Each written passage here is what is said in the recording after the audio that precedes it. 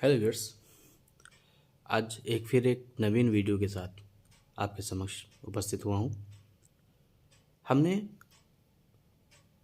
Freedom fighters जो हैं हमारे, जिन्होंने देश के लिए अपना बलिदान दिया, उनकी चर्चा कर रहे हैं, जिसमें एक सबसे महत्वपूर्ण नाम टीपू सुल्तान का आता है।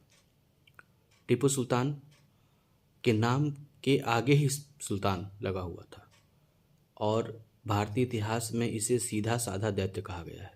खासकर अंग्रेज इसको सीधा साधा दैत्य कहते थे। टीपू सुल्तान एकमात्र ऐसा शासक था दक्षिण भारत का जिसके रहते हुए अंग्रेजों की इतनी हिम्मत नहीं थी कि वो दक्षिण भारत में अपना प्रसार कर सके। टीपू सुल्तान अपने पिता की भांति यानी हैदर अली की भांति ही उसने अंग्रेजों से लोहा लिया। आपको बता दें कि हैदर अली भारत का पहला शासक था जिसने ईस्ट इंडिया कंपनी को मान्यता देने से मना कर दिया था।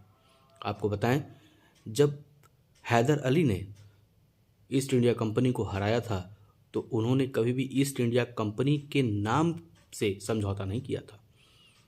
ईस्ट इंडिया कंपनी के नाम का मतलब ये कि उन्होंने सीधे उनके सम्राट जॉर्ज थर्ड के साथ समझौता किया था। तो हैदर अली के इस कृत्य के कारण ही कंपनी के शेयर्स 40% तक नीचे गिर गए थे।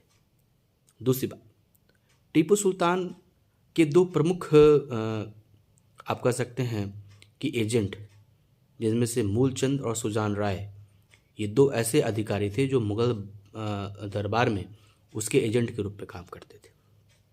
टीपू सुल्तान की जो आत्मकथा है वो तारीख़ खुद्दादी के नाम से जानी जाती है। उसने आधुनिक दूतावासों का निर्माण किया था। इसके पहले किसी भी शासक ने आधुनिक दूतावासों का निर्माण नहीं किया था।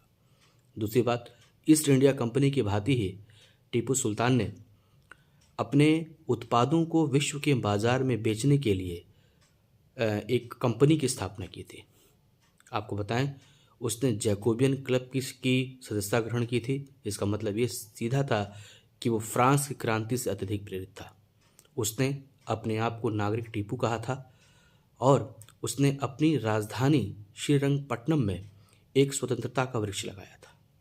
आपको बताएं कि वो कन्नड़, उर्दू, ये दोनों भाषाएं बड़ी अच्छी तरीके से धारा प्रवाह बोलता था। वह धार्मिक सहिष्णु रूप से भी माना जाता है। एक बार मराठों ने जब मैसूर पे हमला किया था और शारदा देवी के मंदिर को तोड़ दिया था तो टीपू सुल्तान ने ही अपने पैसों से शारदा देवी के मंदिर का पुनर्निर्माण किया था। कैसा लगा ये तथ्य आप मुझे बताइए, कमेंट कीजिए, शेयर कीजिए। थैंक यू, धन्यवाद।